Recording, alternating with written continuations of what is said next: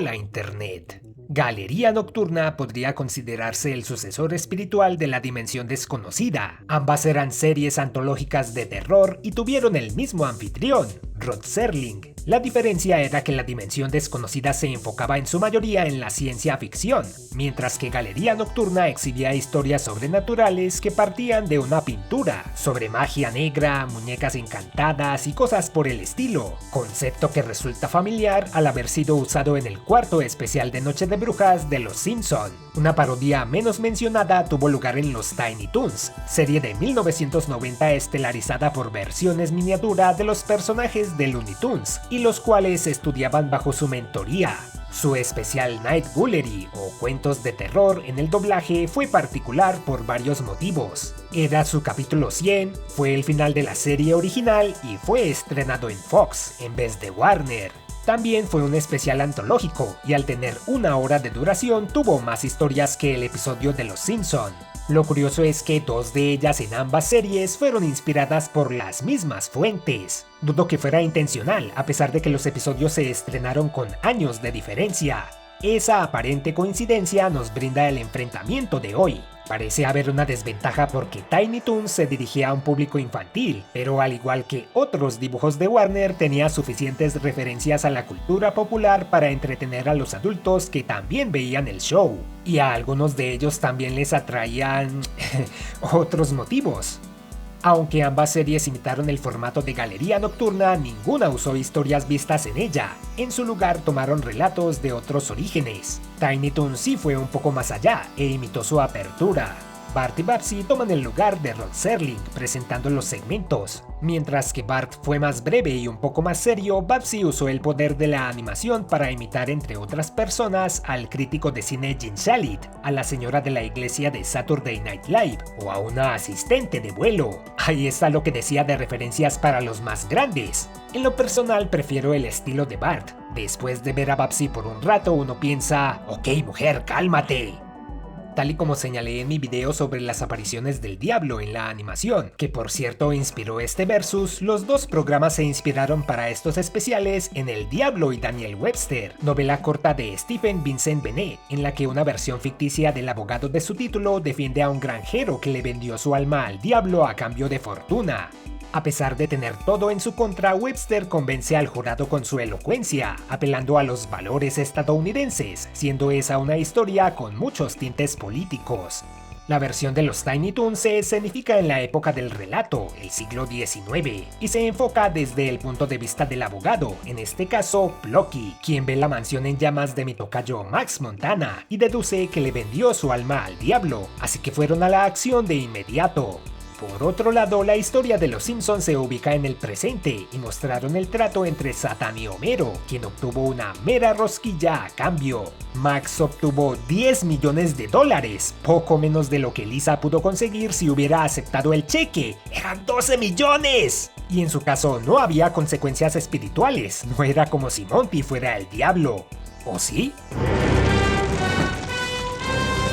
Igual que Daniel Webster, Plucky dice que su cliente merece un juicio justo como cualquier estadounidense, no sin antes intentar venderle su propia alma al diablo al enterarse cuánto consiguió Max. Me pregunto si algún niño que vio esto intentó hacer lo mismo. En cada versión de la historia es Satán quien forma el jurado con almas condenadas, mientras que en Los Simpsons son personajes específicos de la historia humana, en Tiny Toons fueron criminales del montón. Piratas, ladrones y ejecutivos de televisión, estos últimos siendo constantes blancos de burlas debido a sus interferencias nefastas en los programas. Tanto Lionel Hutz como Plucky chocan con el mismo problema, un contrato es un acuerdo legal que no se puede romper, más cuando está firmado con sangre como lo hizo Max. Y ahí no hubo amor que salvara la situación, como en el caso de Marge usando la foto de su boda, y tanto Max como Plucky caen al infierno, este último porque casi todos los abogados terminan tarde o temprano ahí. Homero quedó con una dona mala vida como cabeza, lo que igual convirtió su vida en un infierno, ya que él mismo no evita arrancarse trozos y afuera lo espera un grupo de policías hambrientos. Finales siniestros pero más realistas para ambas parodias que difieren de la historia original, en donde el coprotagonista sí se salvó de un mal destino gracias al espíritu patriótico de su abogado. hagamos una pausa para ver algo de terror de la vida real. ¿Recuerdan a alt.tv.simpsons? Antes de las redes sociales y los foros, los grupos de discusión como ese eran el punto de reunión de los fans en la internet. Cada programa o tema popular tenía uno, y los Tiny Toons no eran la excepción. Mientras que los seguidores amarillos más obsesivos usaron su grupo para examinar cada detalle del programa y como consecuencia se volvieron el blanco de la propia serie. En el episodio 3F2, cuando Daly toca el esqueleto de Tommy como xilófono, toca la misma costilla 2 veces seguidas y sin embargo produce 2 notas diferentes. ¿Qué debemos creer que es una especie de xilófono mágico o algo así? Espero que hayan despedido a alguien por esa pifia. Tiny Toons, al ser protagonizada por animales antropomórficos, atrajo la atención de un inquietante pero creciente sector del fandom: los furries. Así que en su respectivo grupo no solo se discutían los pormenores del programa, sino que se compartían fanfics enfermizos. En particular hubo un tipo llamado Dennis Folk, quien escribió un par de ellos centrados en el personaje de Babsy, y supuestamente también le envió cartas desagradables a su actriz de voz, Tress MacNeille. En Cuentos de Terror hubo un segmento titulado La Noche del Tarado, en el que Gogo Dodo y sus amigos son perseguidos por varias personas aburridas, entre ellas el fan más grande de Tiny Toons, quien pone su obsesión en evidencia. En los dibujos de los Tres Fantásticos había algo extraño en la cara de Fifi en la escena C43 y quería preguntar si fue adrede o si fue un chiste o si fue por error. ¿O es que acaso Fifi va a tener su propia serie? Existieron un par de rumores al respecto, que ese personaje fue basado en Dennis Folk y que el acoso de este a MacNeille causó la cancelación del programa, pero esa fue una verdad a medias. Un youtuber llamado Bernie Beats recopiló evidencia suficiente para determinar que la razón por la cual Tiny Toons llegó a su fin fue porque tuvo una duración considerable para ser una serie de animación en esa época, y porque Warner quiso diversificarse con sus nuevos shows, Batman y Animaniacs. Bernie Beats también habló con Folk, quien a pesar de haber escrito esos fanfics, alega nunca haber contactado a Tress MacNeille. Y Tom Ruegger, creador de Tiny Toons, aclaró en una entrevista que el personaje del especial no era alguien específico. Igual que el tipo de las historietas en Los Simpsons representa a los dueños estereotípicos de las tiendas de cómics, el fan más grande de Tiny Toons encapsuló a las personas obsesionadas con analizar un programa para niños. Y es que sería absurdo que premiaran a un acosador dándole ese tipo de atención. La producción de Tiny Toons sí recibió cartas sórdidas. Se desahogaban haciendo dibujos burlones de ese tipo de fans, los cuales solo ponían en su estudio, ya que al tratarse de un programa enfocado al público infantil, no podían usarlo para mofarse de esos fanáticos como querían, así que la alternativa fue el personaje visto en el especial. Y es que para la gente de la televisión en esa época era una situación nueva y compleja de manejar. Gracias a la internet, las opiniones de los fans se volvieron más visibles y grotescas. Discutir los detalles de una serie está bien. Hay quienes nos excedemos. Sí, pero yo lo digo con gracia. Pero lo inaceptable es confundir los límites entre la realidad y la ficción y acosar o amenazar a la gente. Pesadilla a 20.000 pies es un episodio muy memorable de La Dimensión Desconocida, estrenado en 1963. El miedo a volar de su protagonista, Robert, se justificó cuando a través de su ventana durante un viaje vio a un gremlin destruyendo el ala de su avión. Ya que solo él podía verlo, Robert sufrió un ataque de pánico y él mismo debió detener al monstruo para salvar el viaje y que al aterrizar todos se dieran cuenta de la verdad. Los Simpson bajaron la historia al piso, con terror a 1,5 metros, algo que no redujo el horror ya que su monstruo era particularmente amenazante. A la hora de contar una historia sobre un gremlin que sabotea aviones, Warner tiene precedencia, no solo sobre la serie amarilla, sino sobre La Dimensión Desconocida. Inspirados por los mitos que existían en la Fuerza Aérea Británica sobre criaturas mágicas que causaban destrozos en sus vehículos, hicieron el corto Falling Hair de 1943, en el que Bugs Bunny se enfrentó a un gremlin que intentó sabotear su vuelo durante la Segunda Guerra Mundial, y es una criatura similar quien atormenta a Plucky en el especial, con una actitud más relajada, tipo, sí, estoy dañando el avión, ¿qué vas a hacer al respecto? A Plucky le da miedo volar, pero Hampton lo tranquiliza ya que estadísticamente es más seguro que viajar en auto, a menos que un gremlin esté usando un taladro o una motosierra para dañar el ala. En Los Simpson, la criatura usa sus propias garras para dejar al autobús escolar sin una de sus llantas y le hace gestos amenazantes a Bart, quien es el personaje perfecto para esta situación porque al ser el payaso de la clase nadie va a creerle que está viendo a la criatura, y es el único que puede hacerlo. Bueno, Flanders y él. En ambas versiones usan la broma en la que otros personajes creen que el protagonista se refiere a que vieron un auto AMC Gremlin por la ventana. Mientras que Hampton en medio de una siesta le dice a Plucky que esa marca no usa mucha gasolina, Otto cree que Bart quiere que se deshaga del vehículo en el que iba Juan Topo.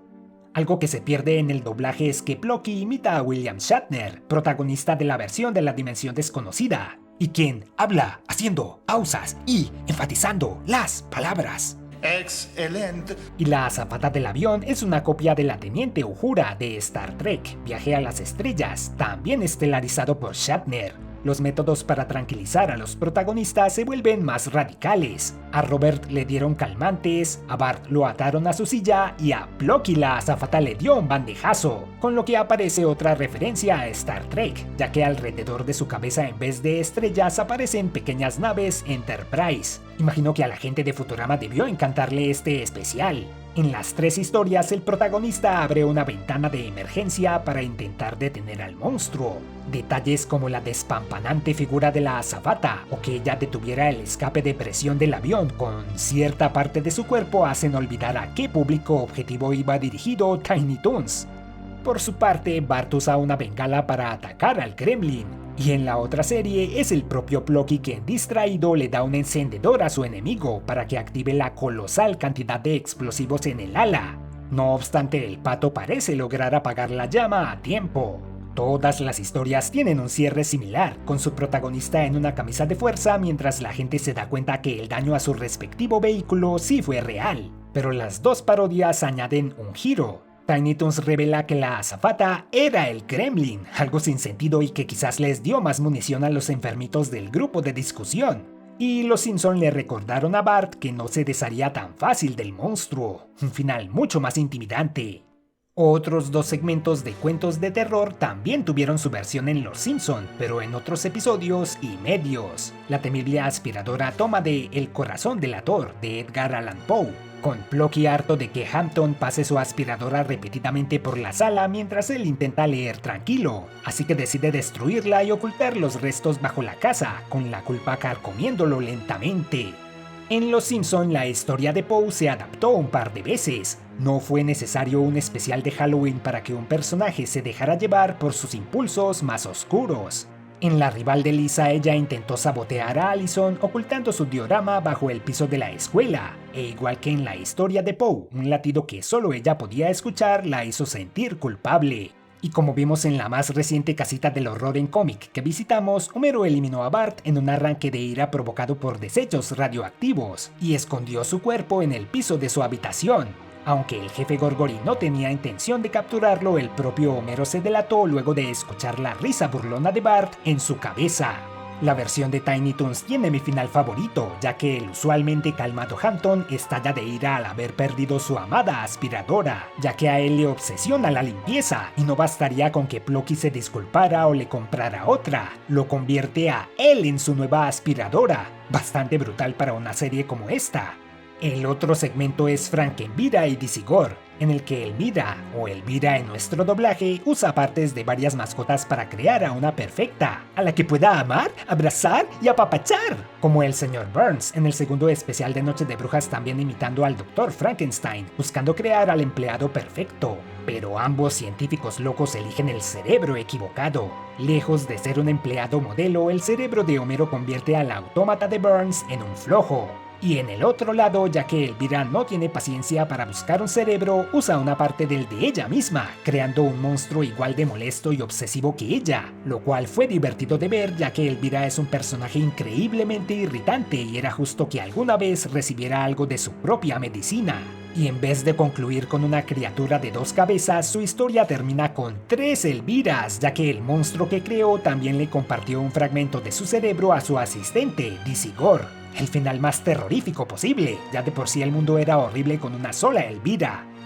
Hablando estrictamente de los dos segmentos usados en ambos especiales, la serie amarilla tiene una ventaja. Mientras que Tiny Toons adaptó sus personajes a las historias, es decir, mantuvieron los escenarios y las situaciones de los relatos originales, los Simpson adaptaron las historias a sus personajes, dándoles un giro más fresco y moderno. Y a pesar de ser parte de un especial de 1 hora, los segmentos de Tiny Toons fueron más breves y por lo tanto más acelerados, mientras que el episodio amarillo, a pesar de tener una menor duración, desarrolló sus segmentos con gran maestría. Por su originalidad y manejo del tiempo les doy la victoria a los Simpson, pero no desprecio el especial de Tiny Toons. Al contrario, lo recomiendo bastante si buscan un humor más caricaturesco para estos días de Halloween, o en cualquier mes, eso no importa. Y ahí lo tienen. Una vez más, me sorprende que se mencione poco la similitud entre estos dos especiales. Si el de Tiny Toons hubiera tenido un segmento de vampiros o una pintura de unos perros jugando al póker, supongo que eso sí habría levantado sospechas entre el público, pero igual fue una gran coincidencia. Hace mucho que no veía esa serie y de hecho tampoco he visto su reciente reboot, pero lo haré pronto. Uno de mis juegos favoritos solía ser Tiny Toons 2, Problema en Wacky-Land para Nintendo. No sé por qué tenía la impresión de que era muy difícil. Iba a grabar solo un poco de él para este cierre y lo terminé como en media hora. Consiste en una serie de minijuegos que debes completar seguidos para alcanzar el final, que sí es un poco diabólico, pero eso era de esperarse. No es como otro juego en el que casi todos sus niveles son irritantes y del cual debo hacer un video antes de que termine el año. ¡Tengo que hacerlo! Por ahora y como siempre les agradezco por ver. Si van a vender sus almas, procuren conseguir antes un buen abogado. Y recuerden, miembros del canal, si por la ventana de algún vehículo que monten ven a un pequeño Max Power causando destrozos, es solo su imaginación. Jamás haría algo así en contra de ustedes, mientras su membresía continúe. Y super gracias por sus super comentarios. Eso que mencionas sobre las edades de los personajes me hizo pensar que la segunda película podría ser un buen punto de partida para saltar el tiempo de manera permanente. Maggie al fin tendría voz y obviamente su actriz sería Zendaya o Chris Pratt. Estoy esperando la llamada Hollywood, tengo más ideas como esa. Y no estoy familiarizado con la escena japonesa del ska, así que no conozco ese grupo. En cuanto a recomendaciones, no sé si habrás escuchado el disco Candy Coat Fury de Real Big Fish, compuesto de canciones alegres sobre detestar a los demás.